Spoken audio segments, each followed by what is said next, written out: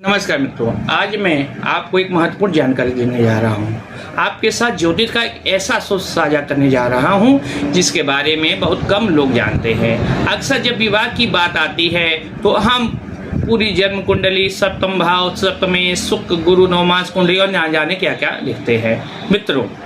लेकिन क्या आप जानते हैं कि आपकी जन्म तिथि यानी जन्म तिथि से ही सब कुछ जाना जा सकता है। विवाह के बारे में बहुत महत्वपूर्ण जानकारी देती है। जी हाँ, केवल जन्म तिथि को समझकर आप विवाह के समय वैवाहिक सुख, पति पत्नी के संबंधों और कई बार विवाह में आने वाली बाधाओं के बारे में महत्वपूर्ण जानकारी प्राप्त कर सकते हैं। तो ये वीडियो मैं इसलिए बता रहा हूँ, मैं कई श्रोतागण ऐसे प्रश्न कहते हैं, तो इस वीडियो में सभी प्रश्नों का उत्तर दूंगा। तो शुरुआत करते हैं। तिथि क्या होती है? सबसे पहले ये समझ लेते हैं कि तिथि क्या है। वैदिक ज्योतिष में पंचांग के 5 अंग होते हैं: तिथि, वार, नक्षत्र, योग, इसके साथ ही करण, जैसा कि आप सभी लोग ये जानते हैं। इनमें से तिथि चंद्रमा और सूर्य के बीच के कोणीय अंतर को आधारित होती है और प्रभावित करती है। जैसा कि कुल 30 तिथियां होती हैं, 15 शुक्ल पक्ष की और 15 कृष्ण पक्ष की। कुल 30 तिथियां होती हैं। हर तिथि का एक स्वामी ग्रह माना गया है और वही ग्रह हमारे जीवन में कुछ महत्वपूर्ण क्षेत्रों को प्रभावित करता है। विवाह देखने में तिथि का क्या महत्व है, आज मित्रों आपको मैं तिथि की विशेषता बताऊंगा। और बहुत से लोग ये प्रश्न पूछते हैं कि तिथि का विवाह से क्या संबंध है। देखिए, विवाह केवल एक सामाजिक बंधन नहीं है, यह 2 व्यक्तियों के मन, भावनाओं, इच्छाओं और कर्मों का मिलन है। और चंद्रमा मन का कारक है। तिथि सीधे चंद्रमा से जुड़ी होती है, इसलिए यह व्यक्ति की भावनात्मक प्रकृति और वैवाहिक जीवन को प्रभावित करती है। इसी कारण प्राचीन आचार्यों ने तिथि को विवाह विश्लेषण में महत्वपूर्ण अंग माना है और बताया है। अब मैं आपको बताऊं कि आप अपनी तिथि कैसे जान सकते हैं। यदि आपको अपनी जन्म तिथि नहीं पता है तो घबराने की जरूरत नहीं। तो किसी भी पंचांग सॉफ्टवेयर ज्योतिषी एप्लीकेशन में अपनी जन्म कुंडली बनाकर देख सकते हैं। वहां आपको स्पष्ट रूप से जन्म तिथि लिखी हुई मिल जाएगी। तिथि स्वामी कैसे पता करें मित्रों? अब सबसे महत्वपूर्ण बात कि हर तिथि का एक ग्रह स्वामी होता है। मैं उदाहरण सहित आपको बता रहा हूँ, आप चाहे तो कहीं इसे नोट डाउन भी कर सकते हैं। तो सुनते हैं। प्रतिपदा सूर्य, द्वितीया चंद्र, तृतीया मंगल, चतुर्थी बुध, पंचमी गुरु, षष्ठी शुक्र, सप्तमी शनि। मित्रों, इसके बाद यही क्रम दोहराया जाता है। अब बात करते हैं, सबसे पहले अपनी जन्म तिथि जानिए और फिर उसका स्वामी ग्रह पता कीजिए।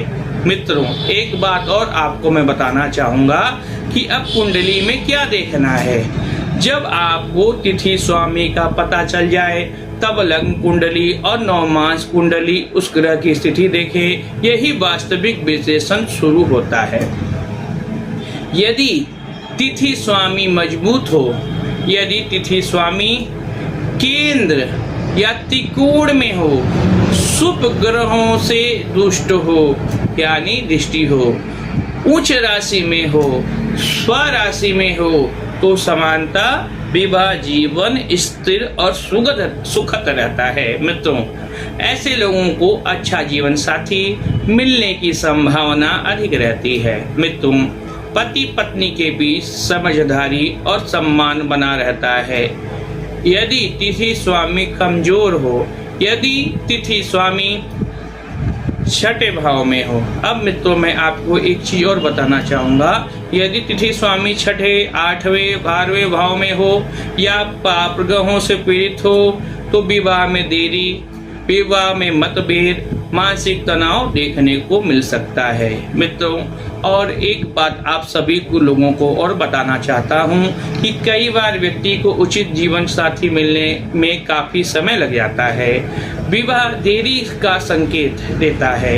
यदि तिथि स्वामी का संबंध शनि से बन रहा हो या शनि की दृष्टि उस पर पड़ रही हो तो विवाह विलंब से हो सकता है। मित्रों, अब आपको मैं एक और जरूरी बात बताना चाहता हूँ। देरी का अर्थ असफलता नहीं होता है। कई बार शनि देव विवाह में देरी करवाते हैं, लेकिन स्थिर और जिम्मेदार जीवन साथी कई बार शनि देर से विवाह करवाता है, लेकिन स्थिर और जिम्मेदार जीवन साथी देता है। यह वैवाहिक जीवन में स्थिरता प्रदान करता है। तलाक के संकेत अब मैं आपको इसी प्रश्न पर चर्चा करूंगा। अब हम एक संवेदनशील विषय पर आते हैं। बहुत से लोग मुझसे पूछते हैं, पंडित जी क्या किसी से मल्टीपल मैरिज या तलाक के बारे में देखा जा सकता है? तो मैं उत्तर कहता हूँ हाँ, कुछ हद तक यानी 60 से 70% तक देखा जा सकता है, यदि तिथि स्वामी राहु या केतु से अत्यधिक प्रभावित हो। मित्रों, एक बात और जो आप ध्यान पूर्वक सुनिएगा, सप्तम भाव में संबंध बनाते हुए पीड़ित हो, नवमांश में कमजोर हो तो वैवाहिक जीवन में उतार चढ़ाव देखने को मिलता है, लेकिन केवल इसी आधार पर निष्कर्ष निकालना उचित नहीं है। इसके लिए पूरी कुंडली का गहन विश्लेषण करना पड़ता है। आप चाहें तो मुझसे भी करवा सकते हैं। सुख और एक बात और मित्रों, सुख और केतु की युति। अब बात करते हैं सुख और केतु की युति। सुख विवाह, प्रेम और संबंधों का कारक ग्रह है। केतु वैराग्य, दूरी और असंतोष का कारक ग्रह माना जाता है। जब कुंडली में सुख और केतु की युति होती है तो कई बार व्यक्ति संबंधों में पूर्ण संतुष्टि महत्व नहीं होती है, अर्थात उसे अपना जीवन बुझा बुझा रखता है, दाम्पत्य जीवन पूर्ण रूप से नहीं मिल पाता है। ऐसे लोग प्रेम विवाह में भ्रम, दूरी, भावात्मक असंतुलन का अनुभव कर सकते हैं। हालांकि इसका परिणाम हर कुंडली में अलग अलग हो सकता है, इसलिए केवल एक योग देखकर निष्कर्ष नहीं निकाला जा सकता है। नवमास कुंडली क्यों जरूरी होती है? बहुत से लोग केवल जन्म कुंडली देखकर निर्णय ले लेते हैं, लेकिन विवाह में मामलों में नवमास कुंडली अत्यंत महत्वपूर्ण होती है। यदि जन्म कुंडली में तिथि स्वामी मजबूत दिखाई दे लेकिन नवमांश में कमजोर हो तो विवाह में के बाद चुनौतियां आ सकती हैं, और यदि जन्म कुंडली में ग्रह समान रूप से नवमांश में मजबूत हो तो विवाह के बाद ऐसी स्थिति और बेहतर हो सकती है। मित्रों, अब मैं आपको एक उदाहरण देने जा रहा हूँ। मान लीजिए किसी व्यक्ति का जन्म पंचमी तिथि को हुआ है। पंचमी का स्वामी गुरु है। यदि गुरु नवमास और जन्म कुंडली दोनों में मजबूत है तो सामान्यतः विवाह सुखद होगा। अब एक और बात आप लोगों को बताना चाहूँ, लेकिन यदि गुरु राहु या शनि से अत्यधिक पीड़ित हो तो विवाह में विलंब या वैचारिक मतभेद देखने को मिलता है, यानी विवाह विलंब से हो सकता है। अब मैं आपको कुछ सरल वैदिक उपाय बताने जा रहा हूँ, तो आप उसे अपनाइए, अपना जीवन सफल बनाइए। यदि तिथि स्वामी कमजोर हो तो उसके अनुसार उपाय किए जा सकते हैं। सूर्य कमजोर हो तो आदित्य हृदय स्तोत्र का पाठ करें, प्रतिदिन भगवान सूर्य को अर्घ्य दें। अगर चंद्रमा कमजोर हो सोमवार का व्रत रखें और शिव लिंग पे जलाभिषेक करें। मंगल कमजोर हो तो हनुमान जी की उपासना करें। मंगल शनिवार को सुंदरकांड का पाठ जरूर कीजिएगा। बुध कमजोर हो तो गणेश जी का आराधना करें, अष्टसिद्धि का पाठ जरूर कीजिएगा।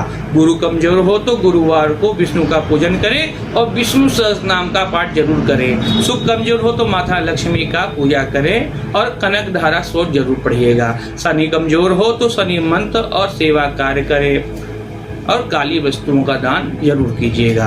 महत्वपूर्ण सावधानी। मित्रों, एक बात आप सभी लोगों को मैं स्पष्ट रूप से बताना चाहता हूँ। तिथि एक महत्वपूर्ण संकेत है, लेकिन यह विवाह का अंतिम निर्णय नहीं देती है। मित्रों, एक बात और, सटीक भविष्यवाणी के लिए सप्तम भाव का विचार करना अत्यंत जरूरी है और सप्तमेश के साथ शुक्र, गुरु और चंद्रमा को देखना अत्यंत जरूरी है। मित्रों, मैंने जो भी आपको बता रहा हूँ उसे ध्यानपूर्वक सुनिए, उसे नोट डाउन भी कर सकते हैं।